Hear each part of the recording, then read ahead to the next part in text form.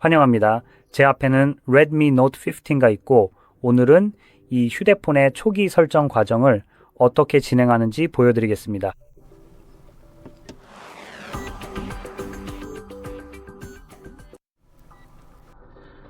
처음으로 전원을 켜면 샤오미 하이퍼OS 화면이 나타나고 여기서 설정을 시작할 수 있습니다. 화살표를 클릭한 다음 목록에서 원하는 언어를 찾으세요. 저는 영어를 선택할 거고 여기에서 여러 지역 옵션이 있는 것을 볼 수 있습니다.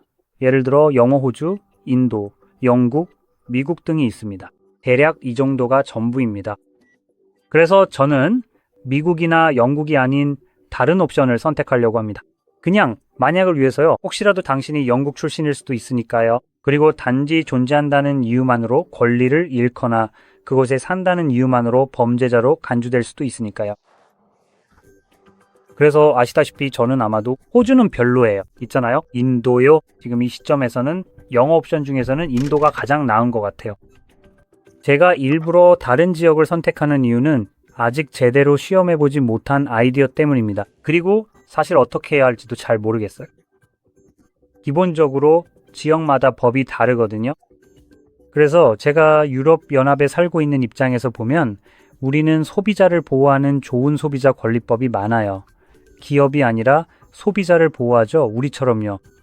그래서 유럽연합이 애플과 같은 거대 글로벌 기업들을 상대로 매우 강력한 압박을 지속적으로 가하고 있음에도 불구하고 정작 해당 기업들은 이러한 규제나 조치들에 대해 크게 개의치 않으며 별로 신경을 쓰지 않는 태도를 보입니다. 미국이라면 왜 우리 회사를 감시하냐고 불평하겠죠? 왜냐하면 솔직히 말해서 만약 어떤 기업이 형편없거나 독점적이거나 소비자에게 불리한 행동을 한다면 그게 누가 하든 우리는 별로 신경 쓰지 않거든요. 우리는 알다시피 이게 어디로 가는지 지켜보고 있는 거죠. 그래서 제가 예상하기로는 아직까지는 이런 부분에서 크게 일어난 일은 없지만 앞으로 점점 더 이런 방향으로 일이 진행될 것 같아요. 회사가 운영 방식을 바꿔야만 할 때 그건 분명히 수익에 타격을 줄 것이고 우리 모두 알다시피 제발 투자자들 앞에서 안 좋게 보이면 안 돼. 투자자들이 자금을 빼갈 거야 라는 반응이 나오죠. 분명히 그들은 특정 지역에서만 규정을 따를 거예요. 지역이나 전 세계에서 수익을 이뤄야 한다면 당연히 그들은 그 한 지역만 선택하겠죠. 그리고 그게 악의적인 준수일 수도 있고 아닐 수도 있는데 뭐 어떻게 하든 그건 정말 회사에 달려 있어요.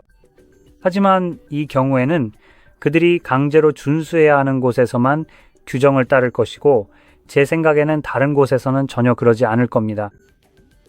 그래서 이런 지역들 중 일부를 선택함으로써 예를 들어 우리처럼 해당되지 않는 지역이라면 기술적으로 그 아래로 들어갈 수도 있겠죠. 하지만 안타깝게도 예를 들어 영어, 폴란드처럼 아마도 더 나은 옵션 중 하나일 수 있는 것을 아직 선택할 방법이 없습니다. 그냥 혹시 몰라서 이 점을 말씀드리고 싶었습니다. 그리고 또 한 가지 말씀드리고 싶은 점은 여러분이 영국에 있더라도 안전을 위해 그 옵션을 선택하지 마세요. 큰 의미가 없을 수도 있지만 그래도 조금 더 프라이버시를 지키기 위해 추가적인 조치를 취하는 것이 좋을 것 같습니다. 이미 애플 사례에서 들으셨겠지만요. 영국은 단지 감시를 하기 위해 애플 운영체제에 대한 백도어 접근 권한을 원했습니다. 영국에 사는 모든 사람들을 대상으로 법원의 영장이나 그런 것 없이 무차별적으로 감시할 수 있도록 말이죠. 이런 정보에 대해서요. 그들은 그냥 알다시피 좋아, 이제 내 기기에 들어왔으니 내 사진, 메시지 뭐든 다 볼 수 있어 라고 할 수 있습니다. 오, 와우, 네가 이 정치인을 바보라고 불렀네. 표현의 자유 때문에 몇 년간 감옥에 가게 될 수도 있겠네요. 이런 이유만으로도 저는 영국을 선택하지 않는 것을 추천합니다. 그리고 우리가 이런 일이 실제로 일어났다는 것을 알게 된 유일한 이유는 애플이 그들의 요청을 거절했기 때문이고 그 이후로는 아무런 소식도 듣지 못했습니다. 그리고 솔직히 말해서 애플은 여전히 영국에서 사업을 하고 있잖아요. 그렇죠? 정부 입장에서 보면 그들은 안 된다고 했네. 그럼 끝인가 보내보다 훨씬 더 많은 권력을 가지고 있다고 확신합니다. 그러니 이런 식의 상황을 한번 상상해 보세요. 그들이 안 돼, 그럼 우리나라에서 휴대폰 못 팔 거야 라고 말할 수도 있죠. 알겠어? 그럼 우리 생각을 바꿀게요. 좋아. 이거에 서명해? 그리고 이건 비밀유지 계약이기도 해요. 그러니까 이 일에 대해 말할 수 없어요. 알겠죠? 그리고니 아마 이미 시행 중일 수도 있는데 비밀유지 계약 때문에 당신이 모를 뿐이에요. 그러니까 그 점을 조심하고 영국을 선택하지 마세요. 사실 이게 그렇게 큰 영향을 미치지 않을 수도 있어요. 거기 있는 정치인을 완전히 멍청이라고 부를 수도 있겠죠. 그리고 그들은 여전히 이 사실을 알고 있을 수도 있어요. 그리고 알다시피 누군가에게 심한 말을 했다고 해서 당신을 감옥에 데려갈 수도 있어요. 그게 바로 사이버블링이라고 하니까요. 어쩌면 그런 현실이 더 많아져야 할지도 몰라요. 왜냐면 이제는 그런 겁쟁이들이 나라 전체를 다스리거나 아니면 어디서나 그런 사람들이 있으니까요. 뭐 어쨌든 그건 여기서 중요한 게 아니고 여러분은 설정 때문에 여기 있는 게 아니니까 계속 진행하죠. 자, 이제 지역을 선택하세요. 오, 봐요. 우리가 올바른 지역을 선택했네요. 폴란드. 예. 이건 아까 제가 말했던 내용으로 돌아가는데 실제로 지역을 따로 선택할 수 있어서 정말 좋아요. 이용 약관에 대해 말하자면 사용자 동의서와 개인정보 보호 정책이 있습니다. 둘 다 읽어볼 수 있지만 대부분의 사람들처럼 아마 이 문서의 한 글자도 읽지 않을 거예요. 저도 한 번도 읽어본 적이 없어요. 개인정보 보호 정책도 마찬가지예요. 아래로 스크롤하면 여기에 체크박스가 있어서 선택할 수 있어요. 저는 사용자 동의서와 개인정보 보호 정책을 읽고 동의합니다. 적어도 꼼꼼히 읽었다고는 안 하네요. 계속해서 다른 기기를 사용해서 설정하는 방법이 있어요. 그럼 다른 기기를 꺼내 볼게요. 그리고 잠깐 기다려 봅시다. 자, 됐네요. 이런 식의 팝업이 뜹니다. 이렇게 하면 구글 클라우드에 저장된 모든 것을 옮길 수 있어요. 그리고 지금은 오직 구글 클라우드에만 저장된 것들만요. 이상하게도 구글 클라우드에 저장되지 않은 애플리케이션들도 포함됩니다. 적어도 여러분에게는 그렇지 않아요. 혹시 관심이 있을까봐 이 부분을 조금 더 설명해 드릴게요. 저는 구글 방식처럼 이전 기기에서 복원하는 방법을 추천하지 않습니다. 구글 방식은 정말 한계가 많거든요. 예를 들어 제 애플리케이션 목록을 보여드리면 클라우드 스트림이나 유튜브 리벤지드 같은 앱들이 있습니다. 이런 애플리케이션들은 깃합에서 받은 것들이고 구글이 앱스토어에 저장하지 않기 때문에 기본적으로 옮겨지지 않습니다. 그리고 이 방식은 기본적으로 앱스토어에서 설치한 애플리케이션 목록 정보를 옮긴 다음 이 기기에서 다시 앱스토어에서 다운로드 하도록 하는 거예요. 왜냐면 그 앱들이 거기 있었으니까요. 만약 무언가가 그 스토어 밖에 있다면 네, 그럼 그냥 직접 알아서 하라는 거죠. 이게 바로 구글의 논리입니다. 그리고 이건 그들이 가능한 한많은 데이터를 빨아들이려는 방식일 뿐이에요. AI 모델이 스스로 학습하진 않잖아요. 그렇죠? 적어도 아직은요. 그래서 이건 기본적으로 모든 것을 클라우드에 저장하도록 강요해서 최대한 많은 정보를 얻으려는 그들의 방식일 뿐이에요. 하지 마세요. 쓰레기를 클라우드에 저장해도 여전히 쓰레기일 뿐이에요. 제가 기억하기로는 이 기기에는 실제로 이전 휴대폰에서 데이터를 옮기는 전용 애플리케이션이 있었던 것 같은데 설정이 끝나면 그 부분도 살펴볼 예정입니다. 그래서 우리는 건너뛰기를 선택할 거예요. 이제 그러면 심카드를 삽입하는 단계로 넘어갑니다. 이 단계는 선택사항이기 때문에 원하지 않으면 굳이 할 필요는 없어요. 그래서 다음을 선택할 수 있고 다음 단계는 와이파이 네트워크에 연결하는 것입니다. 다시 말하지만 완전히 선택사항이니 꼭 할 필요는 없고 건너뛰기를 선택할 수도 있어요. 그리고 일반적으로 와이파이나 모바일 데이터를 통한 네트워크 연결을 모두 건너뛰면 팝업이 뜨게 됩니다. 구글 계정에 로그인하거나 앱과 데이터를 복원하거나 소프트웨어 업데이트를 받거나 날짜와 시간이 자동으로 설정되는 기능을 사용할 수 없게 됩니다. 팝업은 생략하고 다음 화면 잠금 선택 단계로 넘어가겠습니다. 여기서 다양한 방식으로 기기를 보호할 수 있습니다. 화면 잠금은 핀, 패턴, 비밀번호뿐만 아니라 지문과 얼굴 인식도 지원합니다. 만약 지문 인식이나 얼굴 인식 중 하나를 사용하려고 한다면 반드시 화면 잠금 방식 중 하나를 선택해야 합니다. 그 이유는 지문 인식과 얼굴 인식이 생체 인식 기술이기 때문입니다. 생체 인식은 기기 잠금 해제에 있어서 100% 신뢰할 수 있는 방법이 아니기 때문에 휴대폰이 지문이나 얼굴을 제대로 인식하지 못하는 경우가 있을 수 있습니다. 작은 흠집이 있더라도 핀, 패턴 또는 비밀번호는 그런 흠집에 신경 쓰지 않으니 언제든지 신뢰할 수 있습니다. 또한 원한다면 패턴이나 핀, 비밀번호만 선택할 수도 있고 굳이 지문이나 얼굴 인식을 선택할 필요는 없습니다. 게다가 알겠죠? 그럼 하나를 선택하고 확인을 누르겠습니다. 끝났습니다. 화면 잠금이 설정되었으니 구글 서비스로 넘어가죠. 여기 위치 스캐닝, 익명 데이터 전송, 업데이트 및 앱 설치 항목들이 있습니다. 이 부분에 대해 할 말이 좀 있습니다. 개인정보, 보안, 그런 것들에 대한 정보 차원에서 말씀드리자면 사실상 아무것도 없다고 봐야겠죠. 이게 바로 안드로이드입니다. 그래서 위치 스캐닝과 사용자 및 익명 데이터 전송이 있습니다. 이 모든 것들이 어떻게 보면 서로 협력해서 작동한다고 생각할 수 있습니다. 여기 나와 있듯이 위치는 GPS나 와이파이, 네트워크를 이용해서 당신이 지도상 어디에 있는지 알아내려고 합니다. 그래서 이걸 끄면 스캐닝도 같이 꺼져서 와이파이나 블루투스 신호를 더 이상 검색하지 않게 됩니다. 좋아요.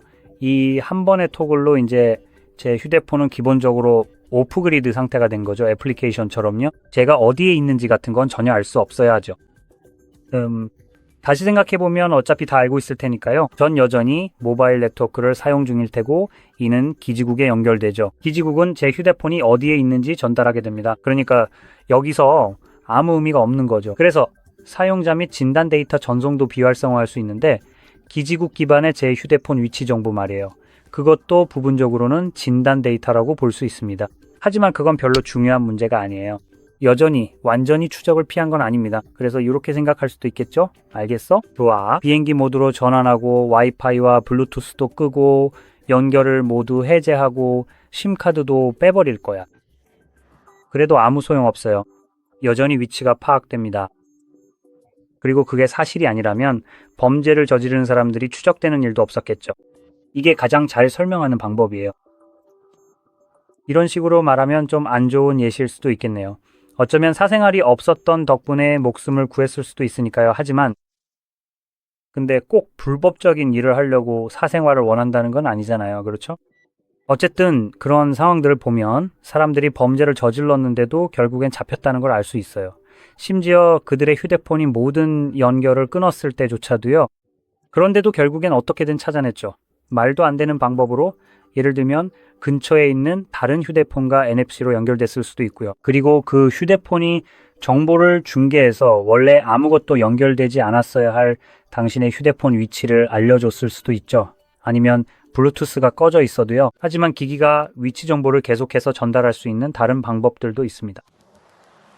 그리고 참고로 심카드를 빼도 이런 상황이 크게 달라지진 않아요.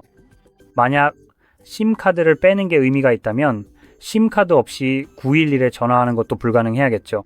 심카드 없이 911에 전화해 본 적이 있으신가요? SIM 카드 없이요? 그래도 전화는 연결됩니다. 그럴 만한 이유가 있습니다. 그래서 저는 이런 것들을 구글이 우리에게 보내는 일종의 엿먹어라 라고 생각해요. 이런 기능들을 꺼둘 수 있게 해줬지만 사실 아무 소용도 없다는 거죠. 그리고 마지막으로 업데이트와 앱 설치에 관한 부분입니다. 최근에 들으셨을 수도 있고 못 들으셨을 수도 있지만 구글이 바이러스로부터 사용자를 보호하기 위한 기능을 도입하려고 했습니다. 그런데 자기네 앱스토어에 그런 쓰레기가 가득한 걸 정리하는 대신에요. 구글은 플레이스토어 외의 다른 곳에서 서드파티 앱을 설치할 수 있는 기능을 없애기로 결정했습니다. 일종의 울타리 친정원과 독점적 행태가 섞인 거죠. 어쨌든요. 그래서 제가 이걸 말씀드리는 건 기기 업데이트 시 강제 적용될 수 있었기 때문입니다. 하지만 일반적인 업데이트는 아니고요. 여기 보면 우리는 단순히 업데이트와 앱만 설치했습니다. 여기서는 아무것도 끌 수 있는 토글이 없습니다.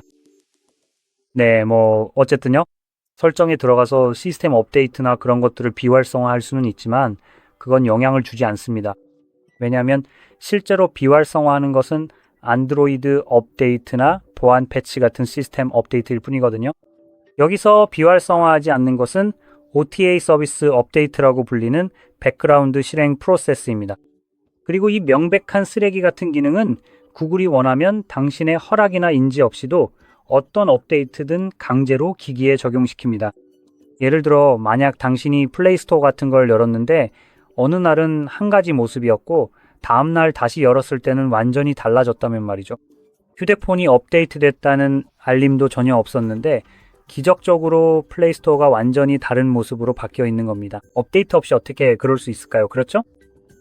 그게 바로 OTA 업데이트를 통해서입니다. 이건 알림이 오거나 설정에서 비활성화할 수 있는 게 아니에요. 기술적으로는 추가적인 프로앱을 통해 이 서비스를 바인딩해서 완전히 삭제할 수는 있지만 그렇게 하면 보안 패치도 받을 수 없게 됩니다. 만약 당신의 기기가 아직 보안 패치를 받고 있다면 그건 중요한 문제일 수 있고 전반적인 모든 종류의 업데이트도 마찬가지입니다. 이제 만약 당신의 기기가 이미 수명 주기가 끝나서 더 이상 보안 패치를 받지 않는다면 특히 그런 쓸데없는 것들은 바로 삭제해도 됩니다. 그렇게 해도 사실상 별로 영향을 받지 않아요. 어차피 어떤 종류의 보안도 더 이상 받을 수 있는 게 아니니까요. 그래서 이 폰이 겪을 수 있는 부정적인 일들은 그대로 겪게 되겠지만 보안 업데이트 같은 긍정적인 것들은 더 이상 받지 못하게 됩니다. 그렇다면 왜 소프트웨어나 보안 업데이트의 혜택도 받지 못하면서 손해만 봐야 할까요? 그래서 이런 경우에는 그걸 삭제할 수 있는데 여기서 자세히 다루진 않겠지만 어쨌든 가능하다는 것만 알아두세요. 그리고 아까 마지막에 언급했던 서드파티 애플리케이션과 구글이 그것들을 차단하려 했던 부분으로 돌아가자면 구글이 결국 그 정책을 철회했습니다. 하지만 여전히 우리에게 어떤 식으로든 불편을 강요하려고 하긴 합니다.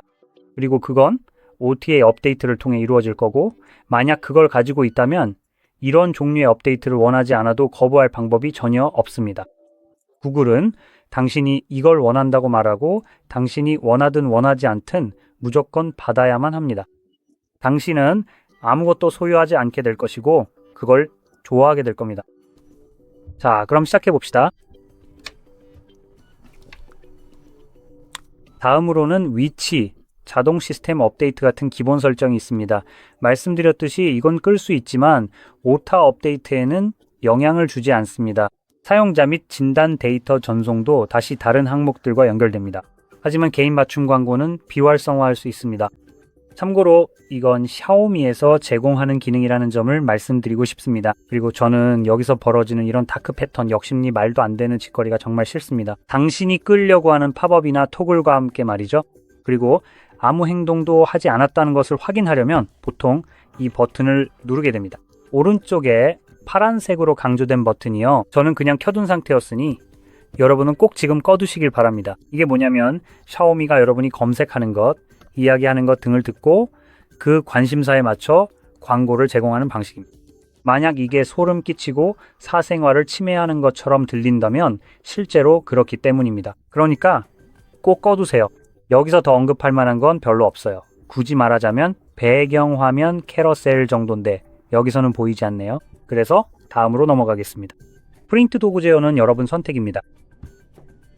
폰트는 여기서 두 가지 옵션이 있습니다. 더 다운로드하면 설정해서 변경할 수도 있습니다. 하지만 여기서는 두 가지만 있고 보기에는 크기만 다를 뿐 거의 비슷해 보입니다. 여기 있네요. 바로 여기 배경화면 캐러셀이 있습니다. 개인적으로는 이 기능을 끄는 걸 추천합니다.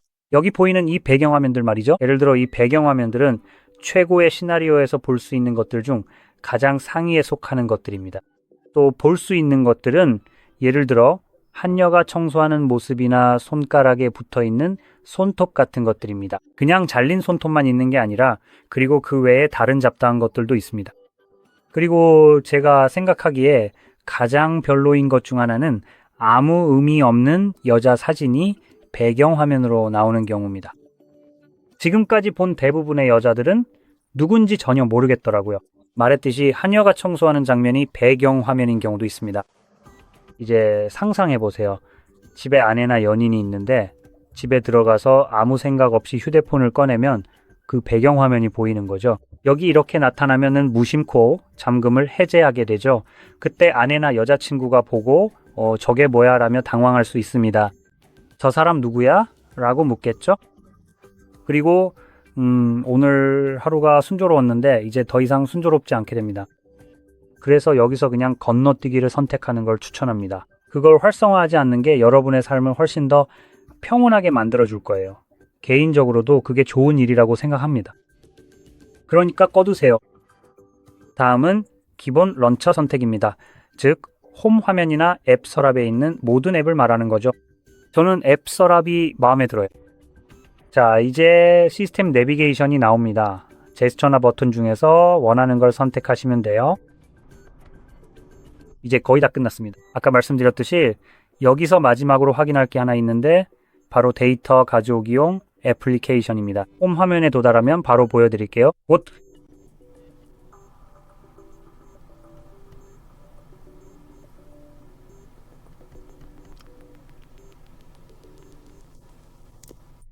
바로 지금이네요.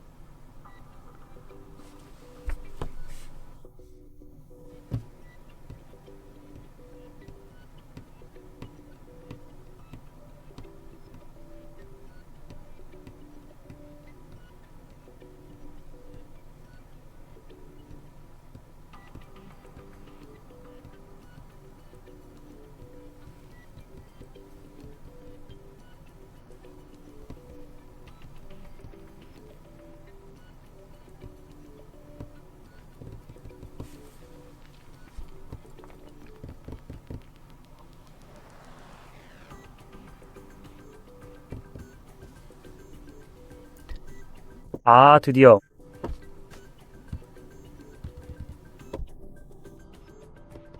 됐습니다. 그럼 아까 말씀드린 애플리케이션을 한번 살펴보죠. 어디에 있는지 전혀 모르겠네요. 있다면 시스템 옵션 쪽일까요? 찾았네요. MImover를 찾으시면 됩니다. MImover는 이전 기기에서 이 기기로 데이터를 옮기기 위해 설계된 애플리케이션입니다. 만약 샤오미가 아닌 다른 기기를 가지고 있다면, 예를 들어 저처럼 삼성 기기를 가지고 있다면 플레이스토어에 들어가서 MImover를 다운로드해야 합니다. 그리고 앱을 실행하면 이 화면과 비슷한 페이지가 나오지만 여기서는 이전 기기 옵션만 사용할 수 있습니다. 바로 이 옵션이죠. 새 기기 옵션은 존재하지 않을 거예요. 샤오미는 이 애플리케이션을 양방향으로 사용하길 원하지 않기 때문이죠. 다른 브랜드에서 샤오미로 쉽게 옮길 수 있도록 만들었지 샤오미에서 다른 브랜드로 쉽게 옮기게 하려는 목적은 아니니까요. 그렇죠? 이해가 되네요. 솔직히 말해서 모든 회사가 다 똑같이 합니다. 그러니까 그냥 이전 기기를 선택하면 됩니다. 그러면 QR코드를 스캔해서 연결하라고 안내할 거고 모든 약관에 동의하면 됩니다. 그리고 거기서 무엇을 옮길지 선택할 수 있습니다. 그리고 구글에서 제공하는 것과 비교해보면 이건 정말 엄청나게 세부적이에요. 기본적으로 앱 데이터, 통화 기록, 메시지 등등 애플리케이션까지 모든 것을 선택할 수 있고 애플리케이션이 플레이스토어에서 받았든 어디서 받았든 상관없어요.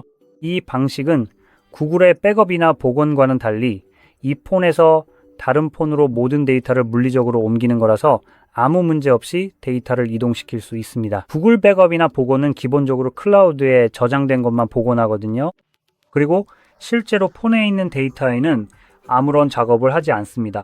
클라우드에 저장된 경우에는 그냥 클라우드에서 폰으로 업로드하는 것뿐이에요. 바로 그겁니다. 어쨌든 이 영상이 도움이 되었길 바랍니다. 영상이 조금 길었지만 정말 많은 정보를 드리려고 노력했습니다. 그래도 도움이 되셨길 바랍니다. 도움이 되셨다면 좋아요와 구독 꼭 눌러주시고 시청해주셔서 감사합니다.